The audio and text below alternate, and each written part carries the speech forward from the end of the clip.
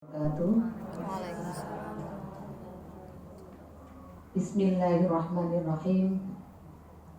Alhamdulillahirabbil alamin.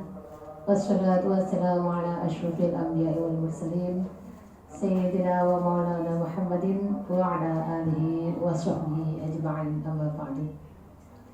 Kepada yang terhormat Ibu Ketua Dharma Wanita Subunit Man Sidoarjo, yang kami hormati para pengurus Dharma Wanita Subunit Man Sidoarjo, serta teman-teman guru sekaligus para anggota Dharma Wanita Subunit Man Sidoarjo yang berbahagia. Sebagai langkah awal, mari kita panjatkan rasa puja dan puji syukur kita kehadirat Allah Subhanahu wa Ta'ala, yang mana atas limpahan rahmat, taufik, hidayah serta inayahnya, sehingga pada siang hari ini kita masih diberi kesempatan oleh Allah Subhanahu wa Ta'ala bisa bertemu kembali dalam acara rutin Dharma Wanita.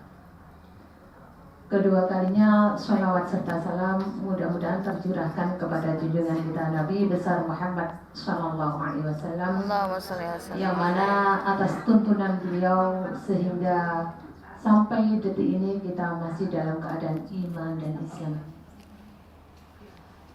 Ibu-ibu Dharma Wanita semuanya, seharusnya yang dapat tugas menyampaikan sebagai narasumber adalah Bu Umi Soidah. Berhubung beliaunya ada tanggung jawab sebagai PPDB sehingga digantikan oleh kami. Jadi apabila nanti yang saya sampaikan tidak berkenan atau keliru, mohon arahannya dan mohon bimbingannya. Nggih, ibu-ibu semuanya nggih. Karena kami masih dalam taraf belajar. Ibu-ibu semuanya, dalam kehidupan sehari-hari seringkali kita dihadapkan pada kondisi-kondisi yang sangat-sangat sulit, seperti keluarga kita yang sakit, anak-anak yang rewel dan lain sebagainya, atau dalam kematian. Bahkan ada kondisi yang berbalik 180 derajat, tetangga kita yang bermewah-mewah kayaknya seperti tidak ada kesulitan sama sekali. Tetapi apakah itu yang disebut kenikmatan? Maka itulah yang akan kita bahas kali ini. Jadi kondisi-kondisi yang membuat kita yang bertanya-tanya itu, apakah ini ujian, azab, ataukah istidraj? Lantas bagaimana kita membedakannya dan bagaimana pula kita menyikapinya? Yang pertama yakni ujian yang akan kita bahas. Musibah atau bencana yang menimpa orang yang beriman, yang selalu beramal soleh, menjauhi segala maksiat, serta menghidupkan sunnah-sunnah Nabi, serta selalu berada dalam keadaan kepada perintah dan larangan Allah. Inilah yang disebut dengan ujian. Jadi ibu-ibu, orang ini sholatnya tekun, ibadah puasanya tekun, tidak pernah ngerasani, tidak pernah berbuat, bahkan kita lihat sendiri tidak pernah berbuat yang jelek-jelek, kok selalu ada kesulitan dalam hidupnya. Sing anake loro, sing bojone ku rodok-rodok aneh, ngoten ya. Apakah ini? Lah, inilah yang namanya disebut ujian. Untuk apa ujian? Berarti ujian ini untuk meningkatkan derajat amalan kita. Ya. Kalau sekolah ada ujian, apakah kita hidup ada ujian? Ya, itulah yang namanya hidup. Jadi kita akan ditingkatkan derajat kita oleh Allah Subhanahu wa Ta'ala. Seperti sabda Rasulullah sallallahu alaihi wasallam, asyadun nasi bala al-anbiya'u thummal amsalu fal amsalu yubtala rajulu ala hasabi dinihi. Rawahu Tirmidzi wa Ahmad wa ghairuhuma. Artinya manusia yang paling berat musibahnya adalah para nabi, kemudian orang-orang yang di bawah derajatnya mereka. Seseorang diuji berdasarkan sekuat apa yang ia berpegang teguh agamanya. HR Tirmidzi. Jadi apa yang kita hadapi, kesulitan hidup yang saya hadapi, terutama saya pernah mengalami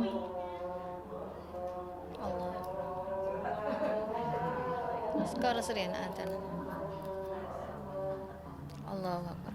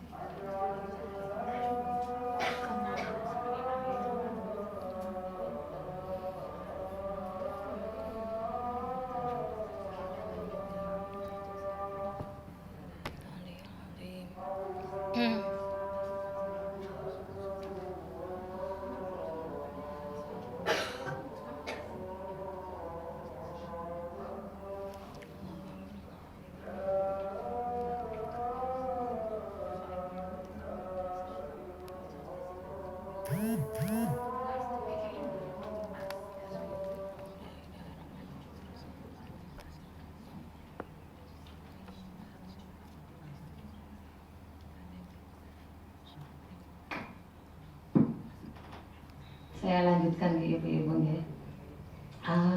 Ujian hidup. Kalau kita mendengar kata-kata ujian hidup, terus rasanya aduh berat sekali gitu. Karena saya pernah mengalami ujian yang menurut saya pribadi itu sangat berat sekali. Tidak ada, kayaknya di dunia ini tidak ada ujian hidup yang seberat saya seperti itu. Menurut saya dulu ya. Kayaknya separuh hidup saya ini hilang. Ya Allah, separuh nyawa. Iya. Separuh nyawa. Tapi kalau kita pasrahkan kepada Allah, lambat laun itu akan kita hadapi dengan nyantai, ikhlas, ya Bu. Karena apa? Dulu curhat sedikit. Dulu saya pernah yang namanya di Semarang, padahal saya nggak tahu sama sekali yang namanya Semarang itu. Suami saya sakit di Semarang, waktu itu menempuh pendidikan di sana. Lah, harus opname selama 12 hari. Pertama di rumah sakit Undip, kemudian dirujuk ke rumah sakit fase 1, kemudian dirujuk lagi ke rumah sakit Karya di Semarang. Kalau di sini seperti di rumah sakit Karangmenjangan. Nah, di sana saya tidak mempunyai keluarga sama sekali. Saya tidak bisa membayangkan bagaimana hidup di sana itu. Di sana itu nggak ada orang sama sekali, nggak ada saudara sama sekali. Kemudian di IGD itu sampai sehari semalam 24 jam itu saya nggak tidur. Karena saya menunggu untuk penempatan di ruang rawat inap.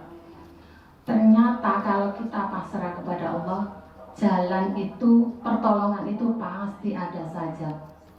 Saya ditanya, ibu dari mana? Dari tadi kok sendirian aja? Saya dari Sidoarjo. Kemudian orang yang tanya tadi bilang loh Sidoarjo, karena di daerah Jawa Tengah ada yang namanya Sidoarjo. Bukan Pak, saya Sidoarjo Jawa Timur. Loh kok jauh sekali. Kemudian saya terangkan bagaimana ceritanya saya sampai di situ. Kemudian sampai di ruang rawat inap pun seperti itu. Ada lagi panggilan untuk endoskopi yang dari yang itu ya. Itu juga begitu, harus menunggu lama sekali sehingga saya sholat duhur nggak bisa, sholat asar nggak bisa. Saya membayangkan seperti itu karena waktunya tidak tentu. Ternyata ada saja pertolongan. Di samping saya juga gitu. Ibu dari tadi kok sendirian aja, nunggu siapa? Suami saya mau di endoskopi, tapi waktunya tidak tentu Pak. Saya mau sholat tetapi nggak ada yang menggantikan. Loh ibu rumahnya mana? Seperti yang saya jawab yang awal tadi. Oh silakan Bu, ibu namanya suaminya siapa? Akhirnya saya jelaskan ini. Akhirnya oh saya tunggu aja ibunya sholat. Ya. Setelah itu sampai 12 hari saya membayangkan aku layu dipecah dari PNS nek sampai begini nunggu sampai rolas dino ini. Sampai kapan aku menunggu? Kemudian saya tidak membayangkan wis babano wis aku gak ngereken, sing penting suami saya ini sehat kembali. Kemudian saya minta kepada kepala dokter di situ, Pak saya ini ibu pekerja, bisakah suami saya ini dirujuk ke rumah sakit yang ada di Jawa Timur? Bisa saja ibu, tetapi ibunya harus tanda tangan di atas materai, karena saya tidak menjamin suami ibu bisa selamat sampai di sana. Saya bisa membayangkan. Wis sudahlah, saya sudah tak tungguin kene wis aku gak ngerti ya apa uripku itu. Ya, ternyata di sana itu ya saya bisa hidup, ada saja yang membantu. Terus yang saya pikirkan lagi, ya apa anak-anakku. Ternyata saya ditelepon sama orang tua saya, wis gak usah mikir anakmu, wis anakmu ono sing nanggung katanya gitu. Kemudian saya pikir lagi, lho mangan dek kene ku lho, kok gak ono sayure, ya apa nek aku loro. Bayangan saya itu macam-macam. Karena apa? Ternyata di kantin saya tuh sana itu tidak seperti kantin di rumah sakit sini, ada sayur asem, sayur bening, capcay dan lain sebagainya. Di sana itu cuma garingan tok. Saya boleh bisa menikmati yang namanya sayur-sayuran kalau saya keluar dari rumah sakit. Padahal kondisi suami saya seperti itu. Jadi saya tidak mungkin untuk keluar dari rumah sakit. Jadi mau nggak mau makan saya yuk garingan itu. Ternyata Allah itu maha besar, Allah maha rahmat ya, roh pengasih. Ternyata saya 12 hari makan garingan itu perut saya juga menerima. Tapi kalau di sini saya makan garingan kok gak BAB loh. Di sana tuh ya rutin meskipun mangane garingan tok. Jadi apapun kesulitan hidup, kalau kita pasrahkan kepada Allah, insya Allah akan ada saja pertolongan. Kita tidak sendiri, pasti ada Allah. Ternyata kesulitan hidup yang saya alami ada lagi yang lebih parah lagi. Ternyata yang saya baca, saya baru nulis ini loh, karena tugas saya ini mendadak. Saya baru nulis, ternyata musibah atau cobaan atau ujian itu yang dihadapi manusia itu masih ada yang lebih parah, yang lebih berat, yaitu yang dialami oleh para nabi. Baru hati saya nyes, walah ternyata ringan ya yang saya hadapi itu. Begitulah ibu-ibu ya, itu ujian hidup. Ada lagi yang kedua yang namanya adab, ini yang perlu kita pikirkan. Adab, apa sih adab itu? Musibah bagi orang-orang yang lalai menunaikan hak-hak Robnya, gak poso, gak sholat dan lain sebagainya.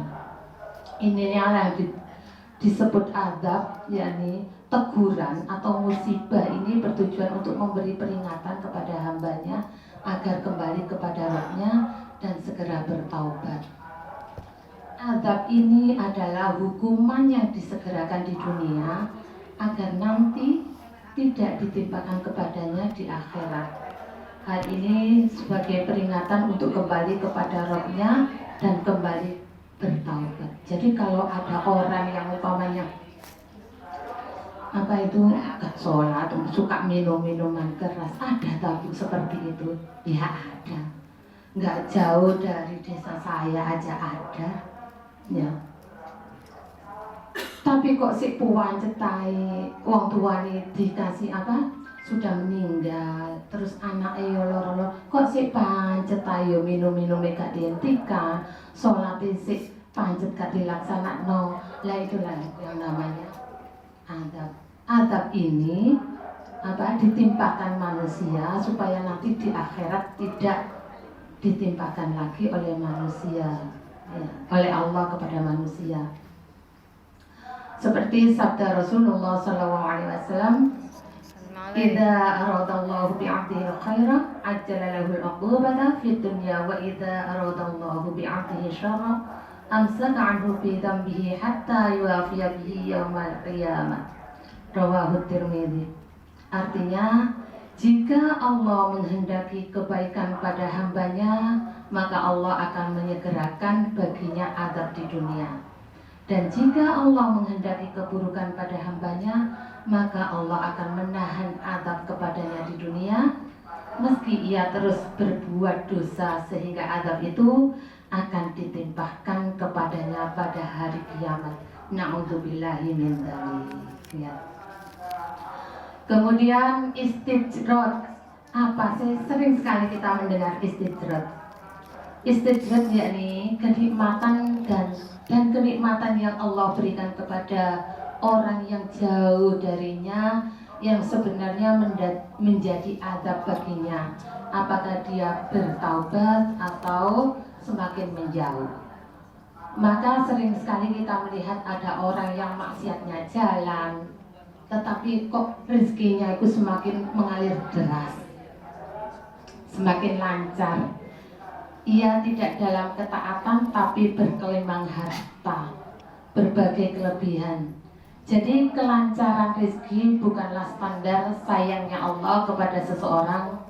Boleh jadi kelapangan hidup itu bentuk azab yang tidak disadari.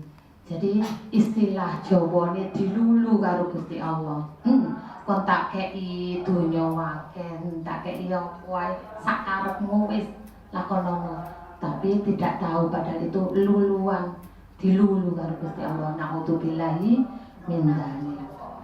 Itu saja yang bisa saya sampaikan. Apabila ada kurang lebihnya, saya mohon maaf yang sebesar-besarnya. Akhir kata, wallahul muwafiq ila aqwamit thoriq. Wassalamualaikum warahmatullahi wabarakatuh. Waalaikumsalam warahmatullahi wabarakatuh. Kami sampaikan terima kasih.